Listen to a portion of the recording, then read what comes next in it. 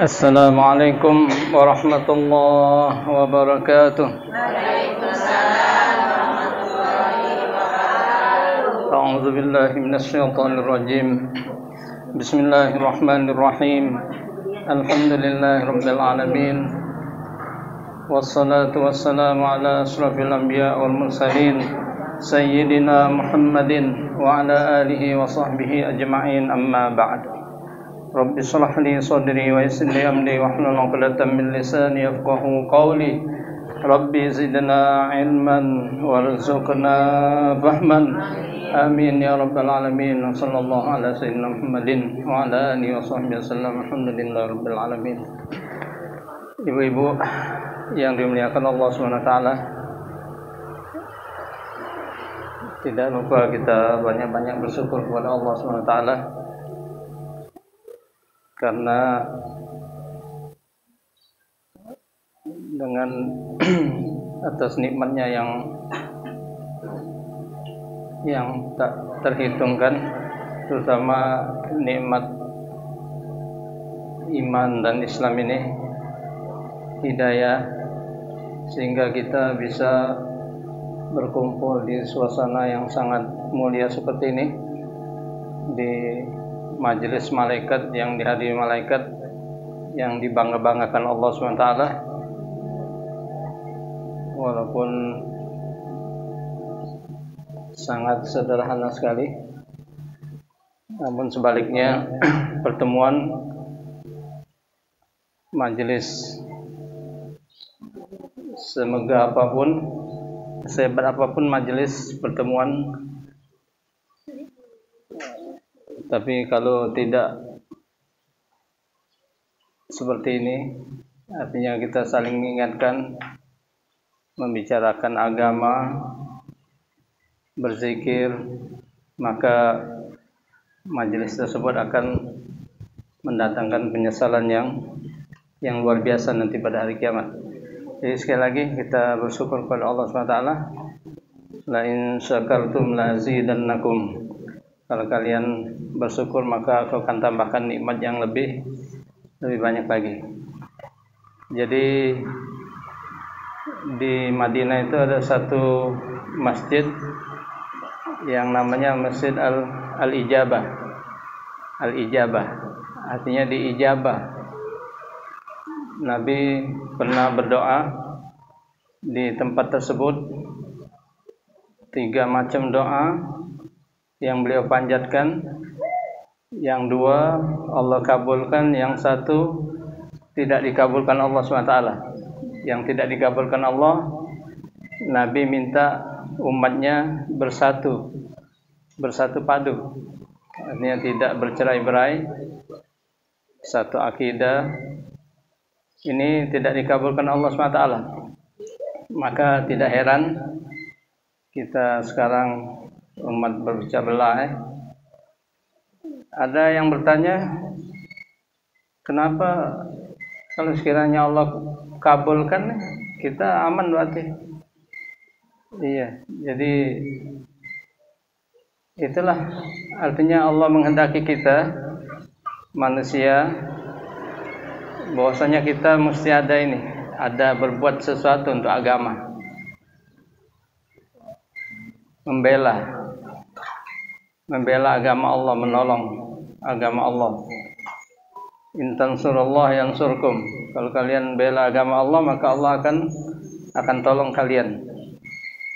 Jadi adanya perjuangan, adanya andil untuk agama ini, memang Allah SWT sanggup memberi hidayah, menjadikan semua manusia jadi orang baik semua, jadi orang beriman semua, jadi orang baik semua. Sanggup Allah SWT. Kenapa Allah susah payah turunkan kekasihnya, utus kekasihnya Nabi kita Muhammad SAW untuk ngajak orang beriman, berdakwah. Akhirnya beliau dizalimi, disiksa, diboikot, diusir, mau dibunuh. kekasih Allah SWT. Dan Allah mampu untuk memberi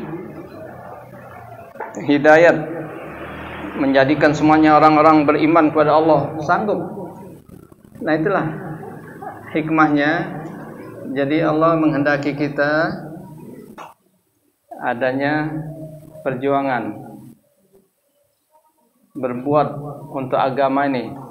Jadi tidak cukup kita hanya makan, minum, tidur, kawin, makan, minum, bobo apa segala macam, tidak cukup. Jadi mesti ada, iya. Jadi sahabat-sahabat Nabi dulu seperti itu. Jadi setelah mereka masuk Islam, langsung mereka berbuat, berjuang, berdakwah. Makanya di Madinah itu, di Baqi, kuburan Nabi sejak zaman Nabi sampai hari kiamat. Karena kuburan Baqi itu Nabi sudah menegaskan sejak manusia, sahabat pertama kali yang meninggal di situ yang bernama Utsman bin Maz'un, Nabi kuburkan di tempat itu. Lantas Nabi kasih tanda batu di atasnya. Kemudian Nabi berkata kepada orang-orang yang hadir untuk menguburkan sahabat Nabi yang bernama Utsman bin Maz'un. Itu sahabat Muhajirin yang pertama kali meninggal di Madinah.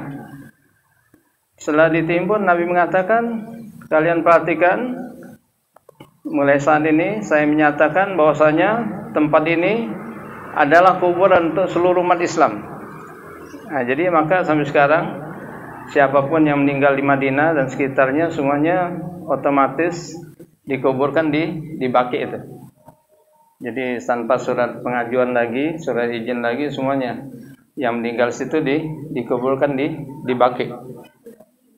Lebih 10.000 sahabat Nabi, totalnya 100.000 lebih.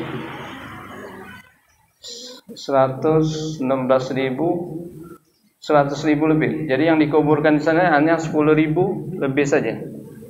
Jadi yang sisanya mana dikuburkan? Bertebaran di mana-mana. Sahabat-sahabat Nabi ada di Suriah 10 ribuan, ada di Lebanon, ada di Yaman, bahkan ada di Cina sana. Karena mereka selama masuk Islam sudah hiburan mereka seperti itu, piknik mereka dakwah. Kita mempelajari sejarah sahabat-sahabat Nabi ini, sahabat-sahabat Nabi, mesti kita pelajari sejarah. Bukan kita mempelajari sejarah orang-orang dulu untuk mundur ke belakang, bukan.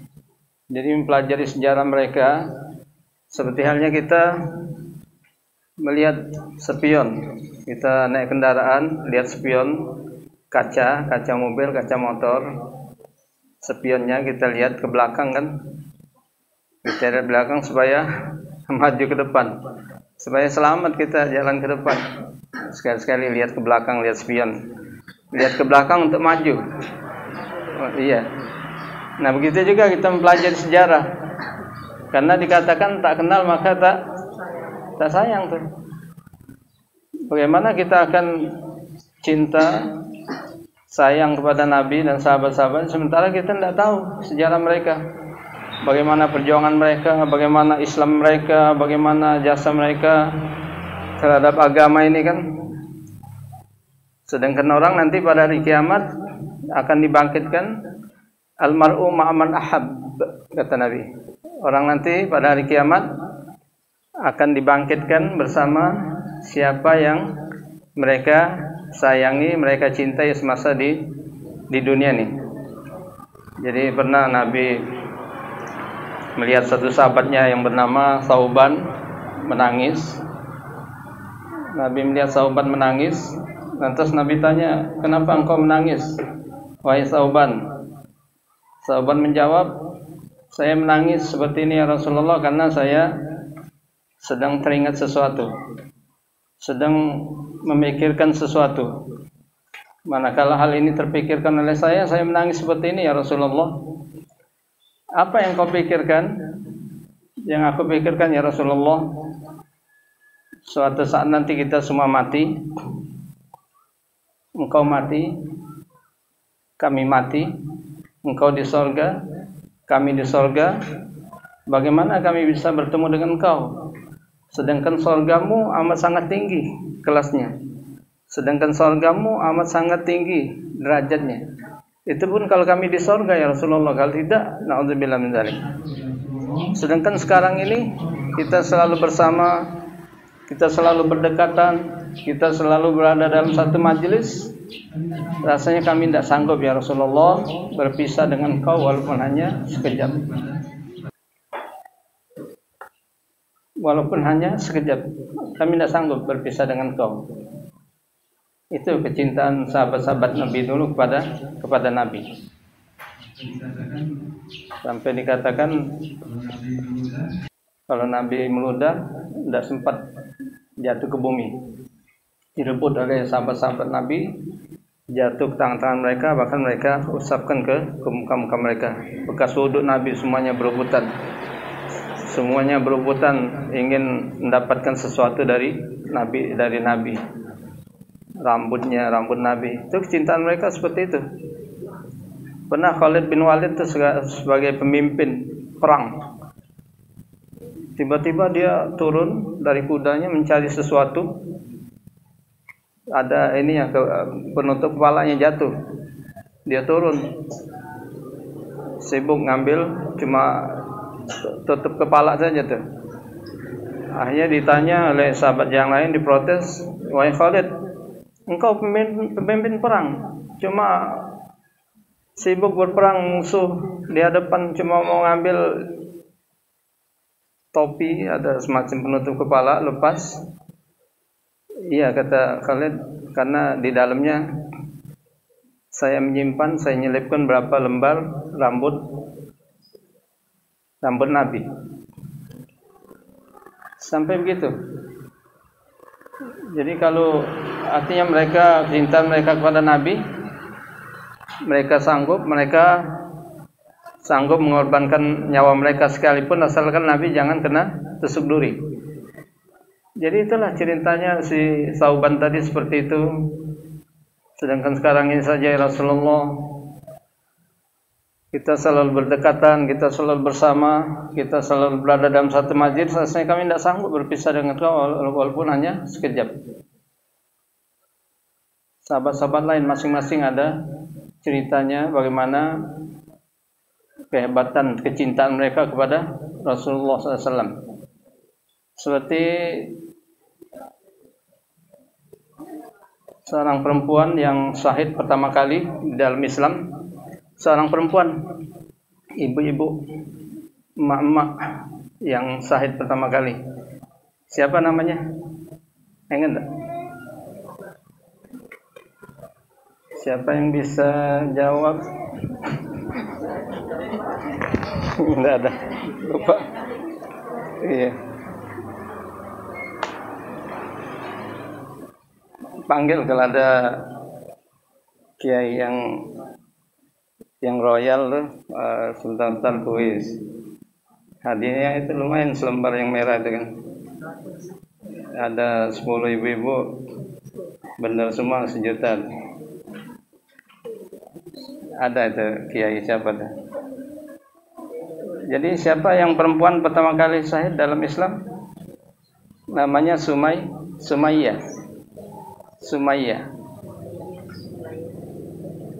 Orang kita menamakan anaknya Sumiati.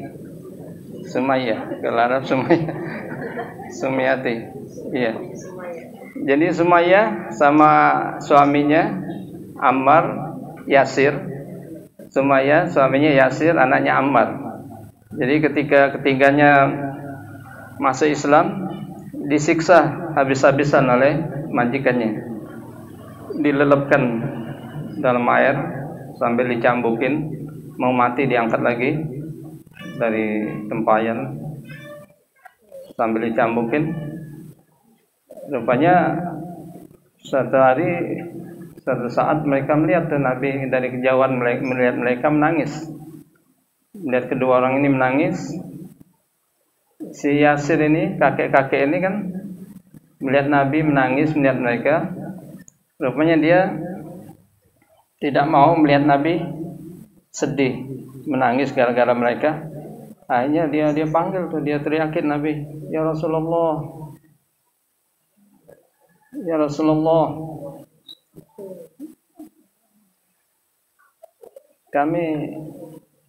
kami tidak apa-apa. Kami sanggup menghadapi semua ini. Engkau jangan sedih ya Rasulullah. Engkau jangan menangis. Kami tidak apa-apa."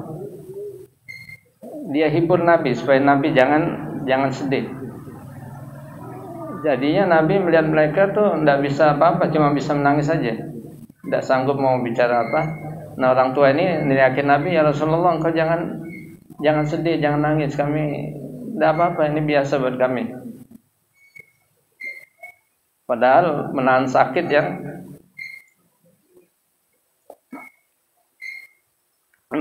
yang amat sangat. Hanya setelah berkata demikian, orang tua ini baru Nabi bisa berkata, "Sabran ala Yasir fa inna mau'idakumul jannah." Sabarlah kalian keluarga Yasir, karena surga telah menanti kalian. Akhirnya orang tua ini ditombak oleh orang Quraisy, Sumayyah ini, oleh majikannya, mati saat itu juga. Nah, inilah orang yang syahid pertama kali dalam Islam, seorang perempuan bernama Sumayyah. Kemudian diikuti oleh suaminya. Tidak lama suaminya tidak kuat menahan sakit. Akhirnya suaminya meninggal, Yasir. Anaknya selamat. Jadi inilah orang yang syahid pertama kali dalam Islam, Sumayyah, kemudian diikuti oleh suaminya yang bernama Yasir. Jadi kita mempelajari sejarah mereka supaya kita cinta dan sayang kepada mereka, dan nanti di akhirat insyaallah Allah kumpulkan kita bersama mereka. Jadi setelah Sauban menangis, sedangkan sekarang ini kita selalu bersama, "Ya Rasulullah, kami tidak sanggup berpisah dengan engkau walaupun hanya sebentar, walaupun hanya sekejap." Akhirnya Nabi hibur hati Sauban. "Absyir ya Sauban, bergembiralah engkau wahai Sauban, kabar gembira wahai Sauban. Bergembiralah engkau sekarang wahai Sauban, almar'u ma'aman ahab," kata Nabi. Orang nanti pada hari kiamat akan disatukan, akan dikumpulkan bersama siapa yang mereka cintai semasa di dunia ini. Akhirnya Sauban berhenti menangis, dia tersenyum, tertawa, mendengarkan hadis Nabi yang berbunyi almar'u ma'aman ahab.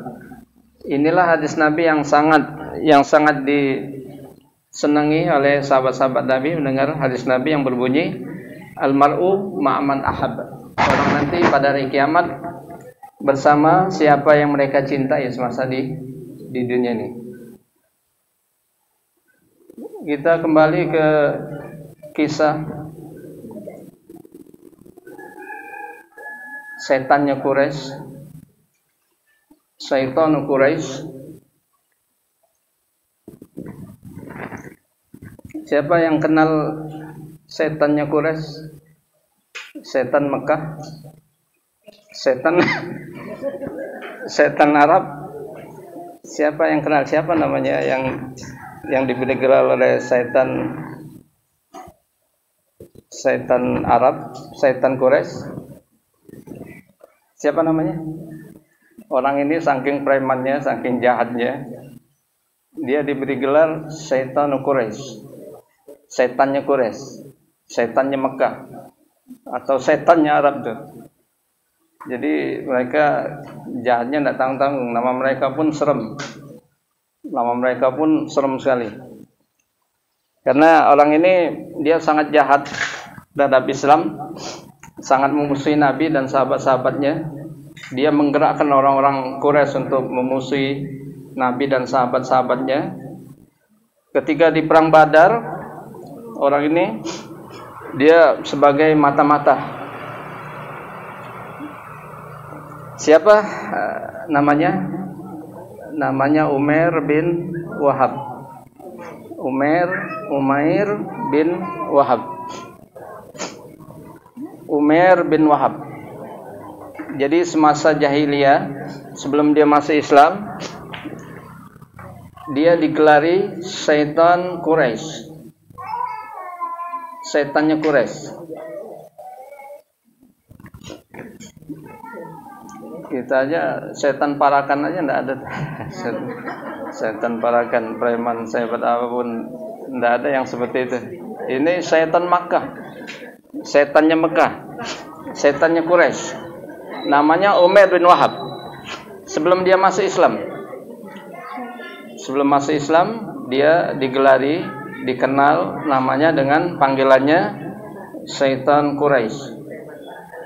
Jadi bagaimana cerita masuk Islamnya Umair bin Wahab ini?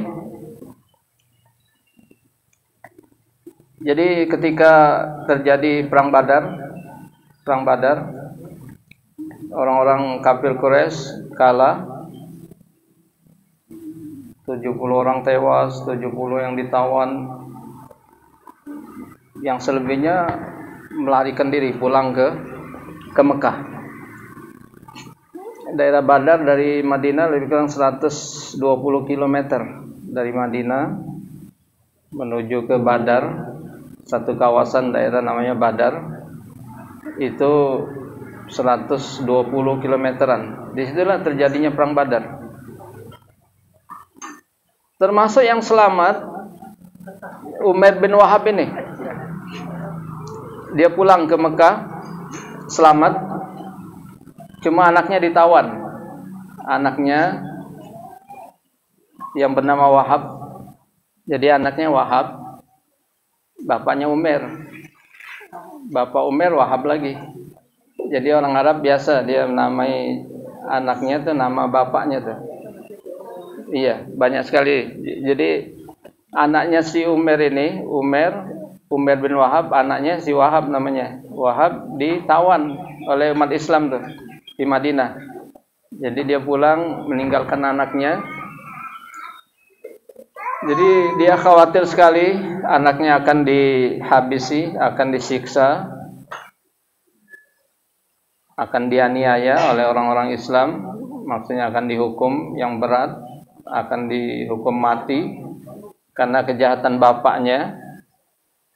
Dia khawatir sekali. Jadi setelah dia sampai di Mekah,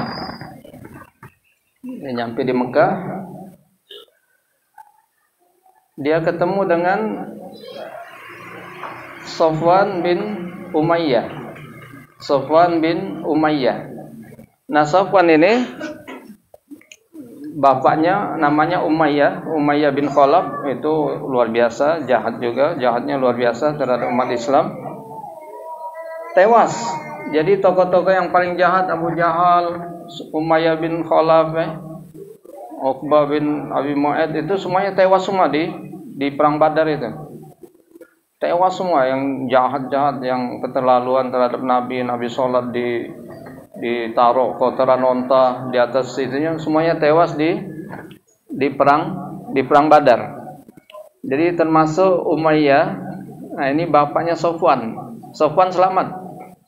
Safwan kembali ke Mekah, dia selamat, bapaknya mati. tewas di perang Badar. Nah, yang ini tadi Umair bin Wahab, anaknya ditawan, dia selamat. Nah, akhirnya suatu hari kedua orang ini, Umair bin Wahab dengan Sofwan, ketemu di Hijr Ismail, di samping Ka'bah. Di Hijr samping Ka'bah tuh, yang sekarang ini ada letter U gitu, lengkungan gitu. Di situ Umair bin Wahab keluar akan tawaf, tiba-tiba dia melihat Sofwan bin Umayyah. Akhirnya dia kata im sobahan, itu ucapan orang-orang jahiliyah, im sobahan artinya selamat pagi. Dijawab oleh Sofwan, im sobahan, selamat pagi. Mari kemari wahai Umair bin Wahab, kita ngobrol sebentar. Akhirnya kedua orang ini ngobrol lah, ngalung ngidul tentang kejadian di Badar itu, bagaimana sakitnya mereka, bagaimana ini kekalahan mereka yang luar biasa. Sofwan sendiri bapaknya tewas di perang Badar. Umair bin Wahab, mereka panjang lebar cerita tentang perang Badar itu, kejadian yang memilukan. Cuma berdua saja. Akhirnya Umair bin Wahab berkata kepada Sofwan, demi Allah wahai Sofwan, kalaulah saya tidak menanggung utang,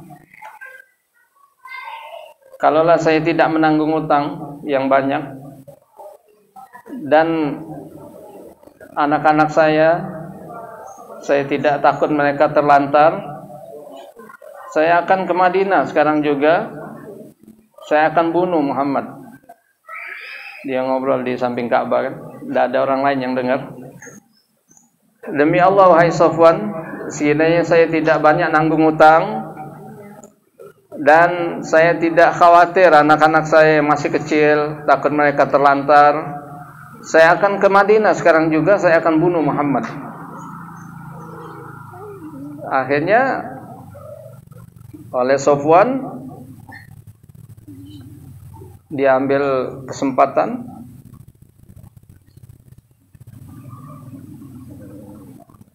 kalau gitu sudah engkau pergi ke Madinah sekarang juga, bunuh Muhammad.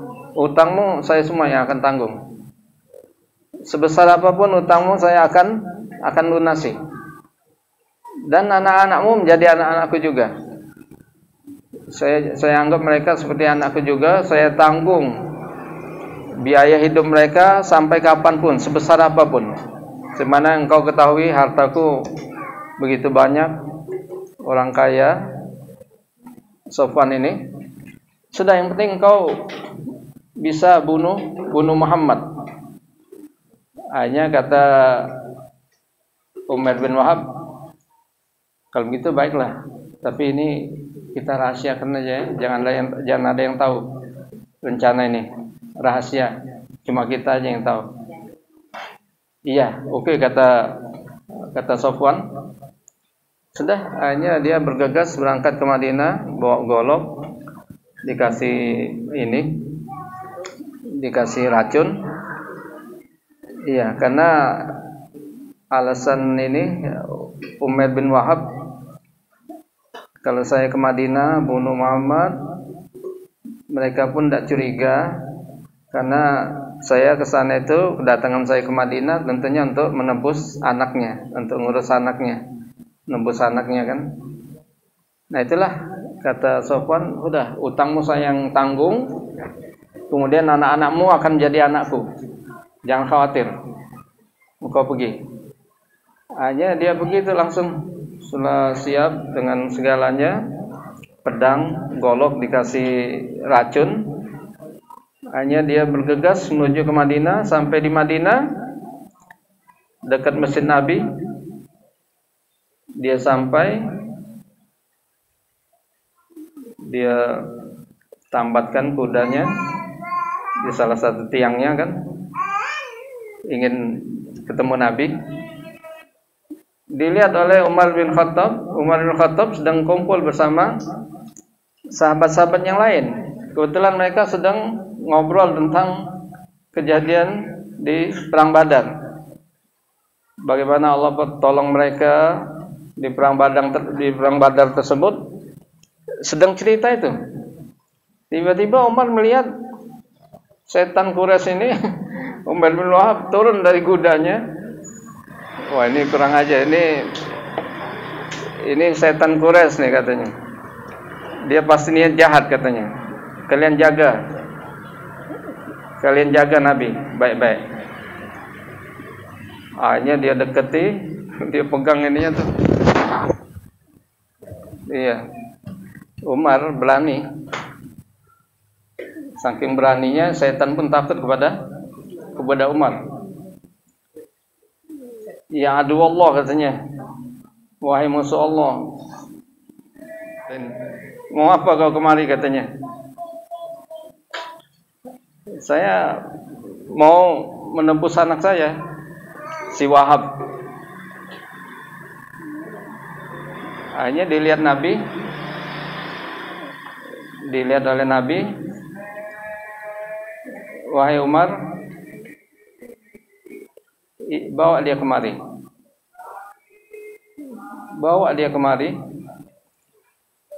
Lepaskan wahai Umar. Akhirnya dilepaskan oleh Umar karena perintah Nabi kan. Menjauh engkau wahai Umar. Umar menjauh. Jadi Nabi sedikit pun tidak ini. Padahal dia niat mau bunuh Nabi tuh. Nabi suruh dekat, suruh masuk, suruh mendekat Nabi. Takarrab ya Umar. Mendekatlah kepadaku wahai Umar. Sudah dia mendekat Nabi sampai di hadapan Nabi. Nabi tanya,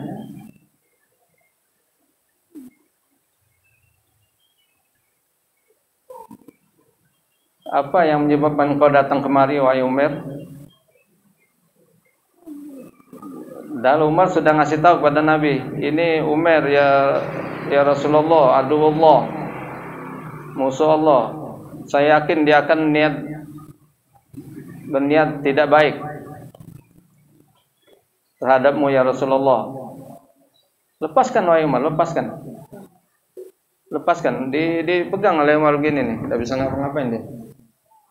Lepaskan. Biarkan dia ini mendekat kepadaku. Engkau menjauh. Sudah dilepaskan, dia mendekat Nabi. Itulah Nabi tanya, wahai Umar, apa tujuanmu datang kemari? Umar menjawab, ya Rasulullah, ya Muhammad, saya akan menebus anakku yang kalian tawan. Nabi tanya lagi, itu golok yang kau bawa untuk apa tuh? Pedang yang kau bawa untuk apa tuh? Ini katanya pedang jelek, tidak bagus sama sekali. Ketika perang Badar dia tidak ada gunanya, tidak ada manfaat sedikit pun. Dia jawab yang lain tuh. Ditanya untuk apa, dia jawab, itu pedang yang kau bawa, golok yang kau bawa, untuk apa? Apa tujuan kemari? Ini pedang tidak ada manfaatnya, tidak ada gunanya. Di perang Badar kami kalah. Yang jujur kata Nabi, apa kedatanganmu kemari, tujuanmu yang sebenarnya? Ya untuk itu ya Rasulullah, ya Muhammad, untuk ngurusin anak saya, untuk menebus anak saya yang kalian tawan. Suruh jujur apa yang sebenarnya, dia tetap itu aja tuh jawabannya tuh. Akhirnya Nabi kata, wahai Umar, bukankah pada hari itu Nabi sebut tuh, kalian duduk di samping Ka'bah, di Hijr, di samping Ka'bah bersama Sofwan. Engkau berdua bercerita tentang perang Badar. Kemudian engkau berkata kepada Sofwan, demi Allah, kalau tidaklah saya menanggung utang yang banyak, dan saya tidak khawatir anak-anak saya akan terlantar, saya akan pergi ke Madinah, saya akan bunuh Muhammad. Akhirnya temanmu Sofwan akan menanggung segala utangmu dan akan menanggung anak-anakmu. Akhirnya engkau sanggupi dan engkau kemari untuk membunuhku, tapi Allah yang menjagaku. Nabi ceritakan tuh sama Sofwan, sama Umar, kejadian obrolan dia bersama Sofwan ketika di Hijr itu. Tepat sekali. Akhirnya tercengang Umar bin Wahab. Dia tercengang mendengarkan ucapan Nabi. Langsung dia berkata, ya Muhammad, saat itu tidak ada yang tahu obrolan kami, tidak ada satupun yang tahu. Sekarang saya meyakini bahwasanya engkau adalah Rasulullah. Asyhadu annaka Rasulullah. Aku bersaksi bahwasanya engkau adalah benar-benar Rasulullah. Selama ini engkau memberitahu tentang kabar langit, kami mendustakan. Sementara yang saya alami bersama Sofwan, tidak ada yang dengar, tidak ada satupun yang tahu rencana kami, obrolan kami, satupun tidak ada yang mendengar. Tapi engkau mengetahuinya, ini pasti berita Allah yang mengabarinya. Pasti Allah yang memberitahu engkau. Saksikan ya Rasulullah, asyhadu an la ilaha illallah wa asyhadu anna Muhammadar Rasulullah. Aku bersaksi tidak ada Tuhan kecuali Allah dan engkau adalah utusan Allah. Jadi langsung masuk Islam. Dia. Karena mukjizat Nabi tadi kan. Nabi tahu apa yang itu. Akhirnya semua orang bertakbir atas masuknya Islam Umar bin Wahab ini. Setan Mekah ini masuk Islam. Semuanya kegirangan, sahabat-sahabat Nabi, orang bandit besar preman besar, tiba-tiba masuk Islam, mereka secara histeris bertakbir. Akhirnya Nabi Umar sendiri girang luar biasa. Sampai Umar berkata, tadi saya pertama kali melihat Umar bin Wahab, benci banget. Tapi setelah dia sekarang ini, saya lebih cinta kepadanya daripada sebagian anak-anakku, kata Umar bin Khattab. Tadinya sebelum dia pertama kali melihat dia turun dari kudanya tuh, memang dia jahat. Saya lebih baik melihat babi, lebih saya cintai, lebih saya sukai daripada orang ini, musuh Allah ini. Tapi sekarang ini, setelah dia masuk Islam ini, dia lebih saya cintai dari sebagian anak-anakku sendiri, kata Umar bin Khattab. Akhirnya Nabi suruh ajari si Umar bin Wahab ini, Nabi perintahkan sahabat-sahabatnya supaya diajari agama, ilmu agama, Al-Quran. Kemudian anaknya lepaskan, kasihkan anaknya kepadanya. Akhirnya berhari-hari dia belajar agama di Madinah. Sementara saudaranya yang Sofwan tadi, yang nyuruh dia ke Madinah untuk bunuh Nabi, dia awal-awal sudah sesumbar kepada orang-orang Mekah. Tenang aja kalian, sebentar lagi akan ada berita yang mengejutkan. Ada berita gembira yang akan melupakan kesedihan kita ketika perang Badar. Dia yakin betul si Umair tadi berhasil bunuh Nabi. Jadi di Mekah dia sesumbar di mana-mana. Sebentar lagi akan ada berita kejutan, ada berita gembira. Tunggu saja katanya. Sebentar lagi ada berita gembira yang akan melupakan kesedihan kita ketika di kejadian perang Badar ini. Artinya berita Nabi terbunuh. Nabi dibunuh oleh Umair. Akhirnya lama, berhari-hari, berminggu-minggu tidak datang-datang si Umair ini. Dia gelisah tuh. Gelisah, Safwan. Ada apa ini kan? Setiap ada kafilah musafir datang dari Madinah, dia tanya, ada berita apa di Madinah? Tidak ada berita apa, tidak ada berita apa. Akhirnya satu kali ada yang datang, dia tanya ada berita apa? Berita heboh katanya. Orang ini ngasih tahu kepada Safwan yang nyuruh Umair bunuh Nabi. Berita apa? Si setannya Mekah, si Umair bin Wahab masuk Islam di Madinah. Dia sibuk belajar agama di sana. Dia macam sambar geledek si Safwan ini kan. Luar biasa dia sedihnya, luar biasa dia kecewanya kan. Akhirnya lama-kelamaan Umair bin Wahab dia berkata kepada Nabi, ya Rasulullah, selama ini saya ingin menebus kejahatanku terhadap agama Islam, terhadap sahabat-sahabatmu. Saya banyak menyakiti sahabat-sahabatmu. Izinkan saya kembali ke Mekah. Saya akan menebus kesalahanku ketika saya belum masuk Islam. Izinkan saya pulang ke Mekah. Saya akan berdakwah, akan menyebarkan Islam di sana seluas-luasnya. Kalau mereka terima ajakanku, itu yang kita harapkan. Kalau mereka tidak terima, itu berarti saya sudah membalas mereka. Saya sudah bisa membuat hati mereka sedih. Sudah bisa bikin hati mereka sakit, gitu kan? Akhirnya diizinkan oleh Nabi.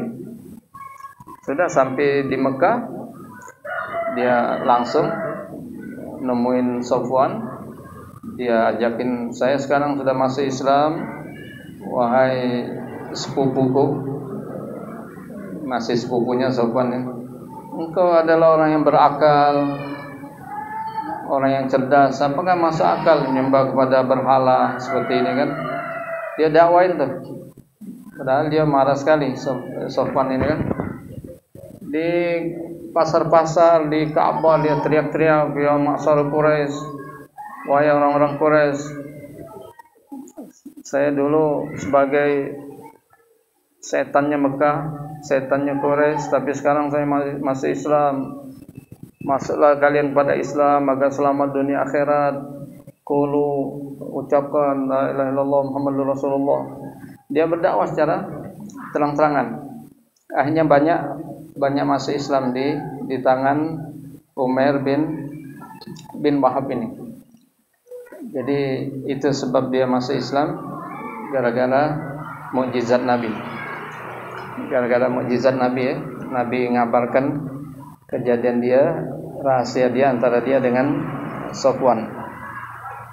Jadi banyak sahabat-sahabat Nabi dulu masuk Islam gara-gara itulah. Kalau hidayat sudah masuk, kadang-kadang cuma sedikit nasihat, cuma mendengar Al-Quran, orang langsung masuk Islam. Seperti Adas yang masuk Islam cuma mendengar ucapan Nabi Bismillahirrahmanirrahim, masuk Islam.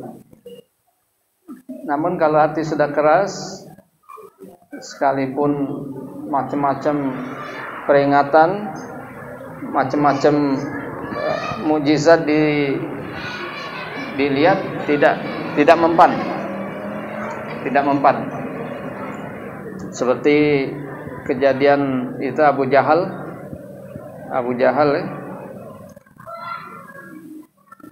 minta kepada Nabi bulan dibelah dua tuh.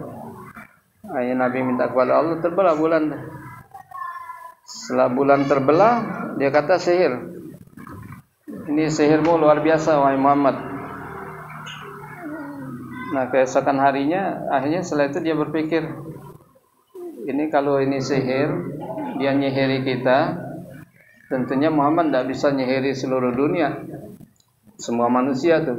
Nah, keesokan harinya ada musafir dari luar masuk ke Mekah.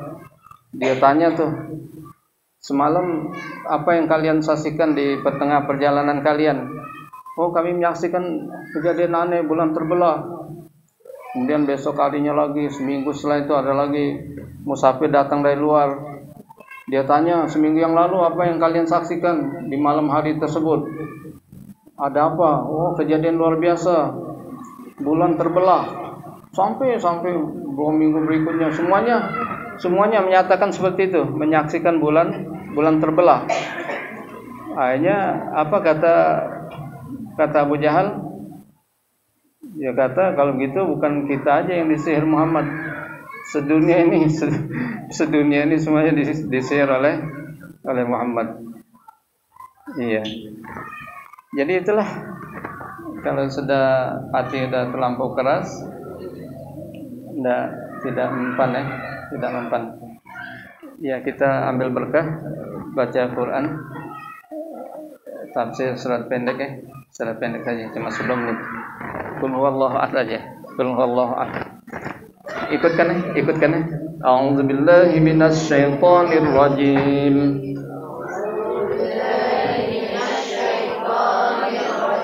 Bismillahirrahmanirrahim.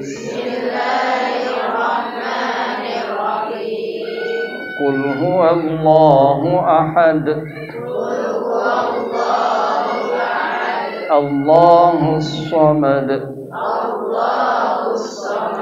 Lam yalid wa lam yulad. Wa lam yakul lahu kufuwan ahad.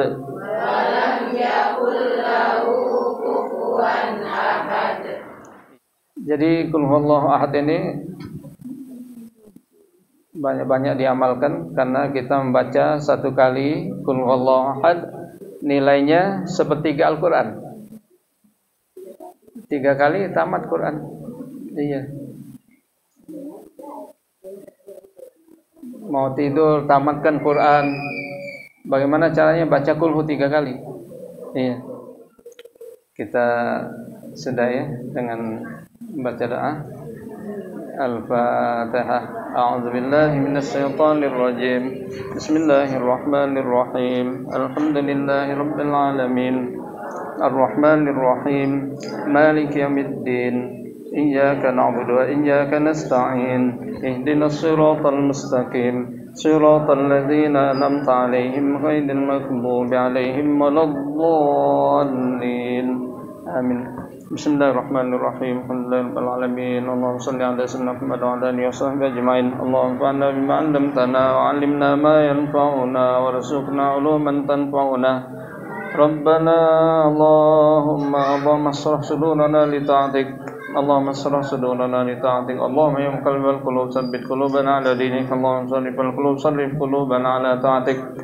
Rabbana ighfir lana wa liwalidina wa li ashabil huquqi 'alaina wa li masyayikhina wal jami'il muslimin wal muslimat wal mu'minina wal mu'minat al ahya'i minhum wal amwat. Rabbana atina fid dunya hasanah wa fil akhirati hasanah wa qina adzaban nar. Wa sallallahu ala sayyidina Muhammadin wa ala alihi washabbihi wasallam. Alhamdulillahi rabbil alamin. Wassalamualaikum warahmatullahi wabarakatuh. Subhanakallahumma wa bihamdika asyhadu an la ilaha illa anta nastaghfiruka wa atubu ilaik.